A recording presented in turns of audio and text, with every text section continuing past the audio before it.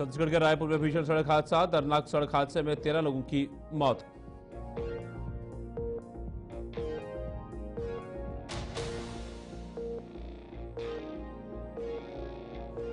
उप मुख्यमंत्री ने सड़क हादसे पर जताया दुख। दोषियों के खिलाफ होगी सख्त कार्रवाई।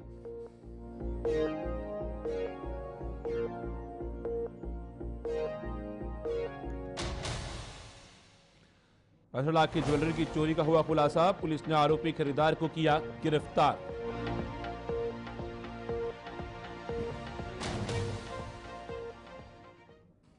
रायपुर बलौदाबाजार रोड पर सारा गांव के पास रविवार देर रात एक दर्दनाक सड़क हादसे में 13 लोगों की मौत हो गई। मृतकों में 9 महिलाएं, 2 युवतियां, 1 युवक और 6 महीने की एक बच्ची शामिल है। हादसे में 12 लोग घायल हुए हैं, जिन्हें इलाज के लिए सामुदायिक स्वास्थ्य केंद्र खरोरा और मेडिकल कॉलेज रायपुर भेजा गया है। हादसा तब हुआ जब एक स्वराज माजदा वाहन और ट्रेलर की टक्कर हो गई। ट्रेलर में मशीन का भारी हिस्सा बाहर निकला हुआ था, जिससे टक्कर और भीषण हो गई। वाहन में सवार लोग छठी कार्यक्रम से वापस आ रहे थे। मुख्यमंत्री विष्णुदेव साय ने मृतकों के परिजनों को 5 लाख रुपए और घायलों को 50,000 रुपए की सहायता राशि देने की घोषणा की है। कांग्रेस ने सरकार पर लापरवाही का आरोप लगाते हुए मुआवजे की राशि बढ़ाकर 50 लाख रुपए मृतक और 10 लाख रुपए घायल करने की मांग की है। कल और आज मिला के खरोरा और अन्य जगहों में तो 23 लोगों की मृत्यु हुई है सड़क दुर्घटना में। मैं उनके प्रति शोक व्यक्त करता हूं और परिवार को संवेदना व्यक्त करता हूं। साथ ही सरकार से ये अपेक्षा कि इस प्रकार की दुर्घटना हो रही है उसे संवेदनशील मामला हो चुका है। ये सड़क दुर्घटना, इसको गंभीरता से लें और उनको उचित मुआवजा के साथ साथ आगे दुर्घटना न हो इसके उपाय करें। देखिए, बहुत ही दुखद दुर्घटना है जो कुछ लोग हमारे एक गांव के दूसरे गांव में गए थे। पारिवारिक जो वैवाहिक कार्यक्रम होते उसके समय में लौट रहे थे। वहीं एक ट्रेलर से दुर्घटना हुई है गाड़ी की। उसमें अभी तक की जो जानकारी है उसमें 13 लोगों की मौत की सूचना है और घायलों की संख्या का भी कुछ घायल भी 5-6 लोग हैं, उनको लाया जा रहा है। ये बहुत ही ज़्यादा दुखद घटना है। जैसे ही हम सबको पता चला है हम सभी हॉस्पिटल में पहुंच चुके हैं और वहां पर भी त्वरित सारी व्यवस्थाओं को की गई, एम्बुलेंस वगैरह व्यवस्था की गई और सारे अधिकारी लोग पहुंचे हैं। और सभी जो उसमें से बहुत सारे लोगों की सूचना मिल रही है कि लगभग 14 लोग की मृत्यु हो चुकी है और कुछ लोग घायल हैं, जिसको भी यहाँ पर लाया जा रहा है।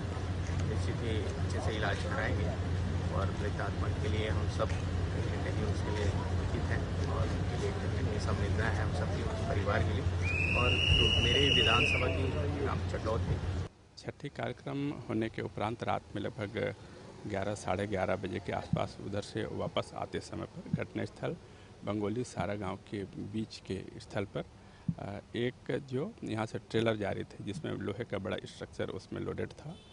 उसके साथ में उधर से चटौत की ओर आने वाली जो स्वराज माजदा गाड़ी है जिसमें लगभग 30-35 लोग सवार थे, उनके दोनों गाड़ियों के बीच में आपस में टक्कर होती है, जिसके कारण से मौके पर जो स्वराज माजदा गाड़ी में बैठे हुए थे उनके गिर जाने के कारण से और जो एक्सीडेंट में आई चोटों के कारण से वहाँ मौके पर 13 लोगों की डेथ हुई है और बाद उसमें जो घायल 14 लोगों को पहले खरोरा में इलाज कर। उप मुख्यमंत्री अरुण साव ने बलौदाबाजार रायपुर मार्ग पर सारा गांव के समीप हुए सड़क हादसे पर दुख जताया है। उन्होंने कहा कि अत्यंत हृदय विदारक घटना हुई है, इसमें 13 लोगों का दुखद निधन हुआ है। उन्होंने सभी मृतकों के प्रति श्रद्धांजलि अर्पित की एवं शोकाकुल परिवारों पर सहानुभूति प्रकट की।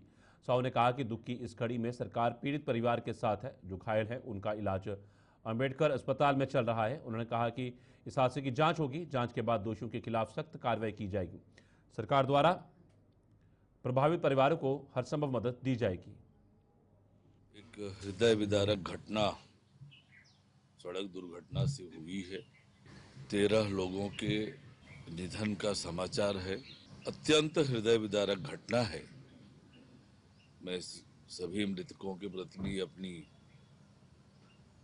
श्रद्धांजलि अर्पित करता हूं, परिजनों के प्रति सहानुभूति प्रकट करता हूं।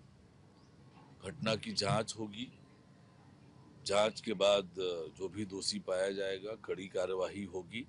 माननीय मुख्यमंत्री जी लगातार संपर्क में हैं, पीड़ित परिवार को हर संभव मदद भी पहुंचाई जाएगी।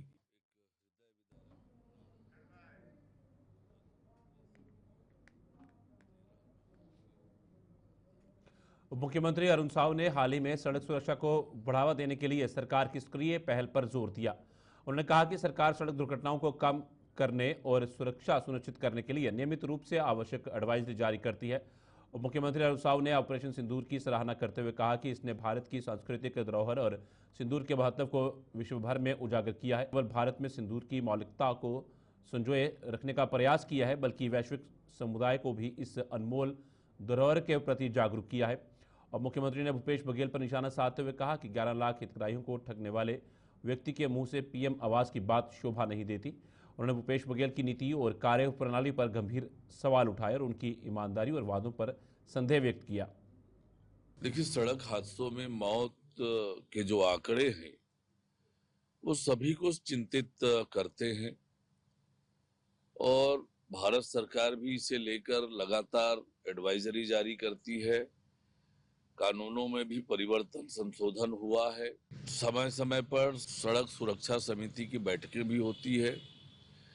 बैठकों में सड़क दुर्घटनाओं को रोकने के लिए योजनाएं बनाई जाती है, आवश्यक दिशा निर्देश दिए जाते हैं कि जो ब्लैक स्पॉट हैं, ऐसे स्थान हैं जहां पर दुर्घटनाओं की संभावनाएं होती है और ट्रैफिक का कानून का पालन हो, इन सब बातों को ध्यान में रखकर उस पर निर्णय लिए जाते हैं। पर अभी भी सड़क दुर्घटनाओं में मौतों का जो आंकड़ा है वो और भी उपाय करने के लिए बाध्य करता है और किया जाएगा। देखिए, कांग्रेस पार्टी हर मुद्दे पे राजनीति करने की कोशिश करती है, देश में भ्रम फैलाने का काम करती है।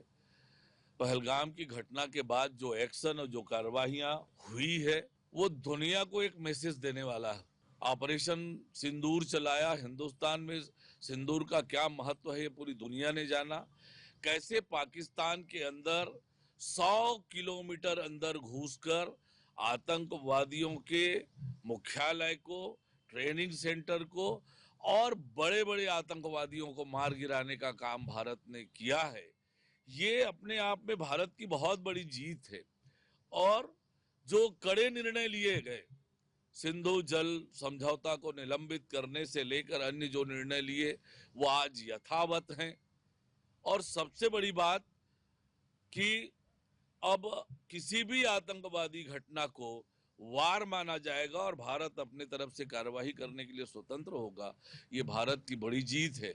ऑपरेशन सिंदूर के बाद जो देश में भारत माता के जयकारे लगे, जय हिंद के नारे लगे, भारतीय सेना की जो वाहवाही हुई, आज ये कांग्रेस के नेताओं को समझना चाहिए। जिस भूपेश बघेल की सरकार में जिस भूपेश बघेल ने राज्यांश देने से मना कर राज्य के 11 लाख परिवारों के साथ अन्याय किया, जिस भूपेश बघेल ने प्रधानमंत्री आवास योजना के हितग्राहियों को केंद्र सरकार के बार बार कहने के बावजूद, जनता के बार बार मांग करने के बावजूद, पंचायत एवं ग्रामीण विकास मंत्री टीएस सिंहदेव जी ने बार बार आग्रह करने के बावजूद, जिस भूपेश बघेल ने राज्यांश नहीं दिया, प्रधानमंत्री आवास के हितग्राहियों को, गरीबों को प्रधानमंत्री आवास से वंचित किया, उसके मुंह से इस प्रकार की बात शोभा नहीं देती है।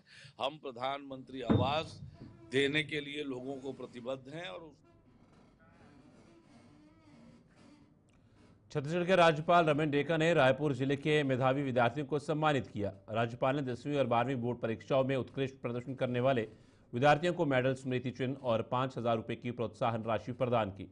राज्यपाल डेका ने विद्यार्थियों को संबोधित करते हुए कहा कि अनुशासन और लगन से ही जीवन में सफलता प्राप्त की जा सकती है। उन्होंने विद्यार्थियों को अध्ययन के साथ साथ योग, ध्यान और खेल गतिविधियों में भी भाग लेने की सलाह दी। विधायक पुरंदर मिश्रा ने भी विद्यार्थियों को संबोधित करते हुए कहा कि शिक्षा के माध्यम से बच्चे अपने भविष्य को उज्जवल बना सकते हैं और प्रदेश का नाम रोशन कर सकते हैं।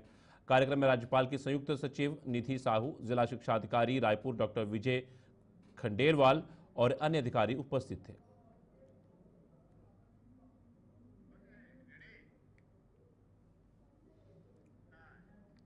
पुलिस अधीक्षक कबीरधाम धर्मेंद्र सिंह के नेतृत्व में अतिरिक्त पुलिस अधीक्षक पुष्पेंद्र बघेल एवं पंकज पटेल तथा अनुविभागीय अधिकारी पुलिस चिल्फी संजय ध्रुव के मार्गदर्शन में थाना चिल्फी पुलिस द्वारा मादक पदार्थों की तस्करी पर कड़ा प्रहार करते हुए एक और महत्वपूर्ण सफलता हासिल की गई।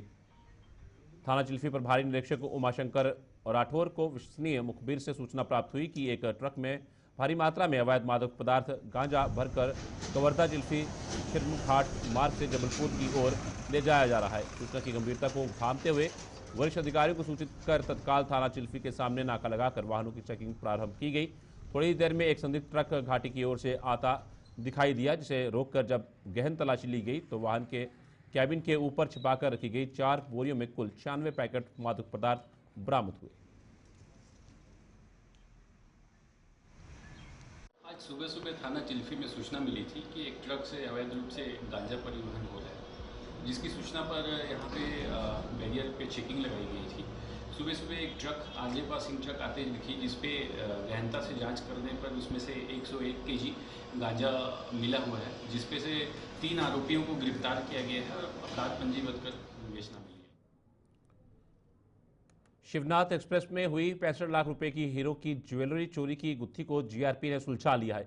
इस मामले में कार्रवाई करते हुए पुलिस ने आरोपी खरीदार को गिरफ्तार कर उससे कब्जे से चोरी की गई ज्वेलरी बरामद कर ली है।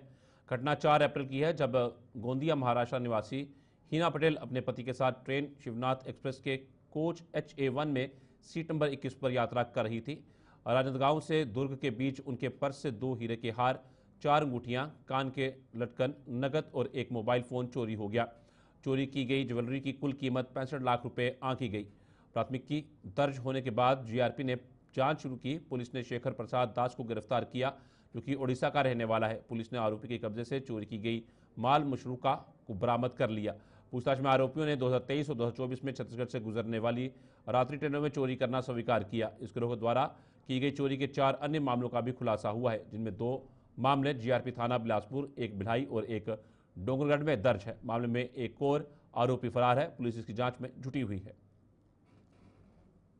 अभी 2-3 दिन पहले ब्रीफ किया था कि प्रार्थी हीना पटेल की FIR पे 2 आरोपी पकड़े गए थे, जिनका 65 लाख के जवाहरात और गहनों की चोरी हुई थी। उसमें हम लोगों ने डिजिटल एविडेंस के तहत बैंक में जो 10 लाख रुपए थे वो हमको मिल रहे थे ट्रांजैक्शन में, लेकिन हमारी कोशिश थी कि इनको पुलिस रिमांड पे लेकर के हम जो ओरिजिनल जो ज्वेलरी है उसको जब्त करें। तो हमारी टीम ने श्री एहसन अख्तर और श्री भोलानाथ मिश्रा और RK बोरझा के नेतृत्व में बहुत मेहनत की, और हमारा जो DSP दूसरे हैं जो श्री खाखा, उनकी टीम ने कोलकाता में कैंप किया, एक टीम ने राउरकेला में कैंप किया, और आरोपी शेखर को राउरकेला से गिरफ्तार करते हुए ये पूरे जवाहरात उनके पास से जब्त किए गए। कुल कितने आरोपी हैं? अभी हाल फिलहाल 3 आरोपी गिरफ्तार हो चुके हैं। डिजिटल ट्रांजैक्शन हमारा 11 लाख का हमारे पास सीज हो चुका है। साथ में ओरिजिनल जो ये जवाहरात हैं जो ये बेच नहीं पाए थे वो भी हमको मिल गए हैं। एक आरोपी गोलू वो अभी फरार है, जो कि आरोपी शेखर का भांजा है। ये आरोपी शेखर करता क्या है और किस तरह से इसमें गिरफ्तारी हुई? आरोपी शेखर का ज्वेलरी का व्यवसाय है, इनकी अपनी ज्वेलरी शॉप है, और हमको आशंका है कि पहले भी ये चोरी का माल खरीदते रहे हैं, ये पहली बार नहीं है। और बहुत मुश्किल से ये माल बरामद हुआ है। ये हमको घुमाते रहे, कभी ये अपने भांजे की तरफ बोलते रहे, भांजा इनकी तरफ बोलता रहा, और वो फरार भी हो गया, और आखिरकार ये ज्वेलरी, पूरी ज्वेलरी जितनी भी है वो इनके पास से बरामद हुई। छत्तीसगढ़ी खास खबर में फिलहाल इतना ही। दीजिए इजाजत, नमस्कार।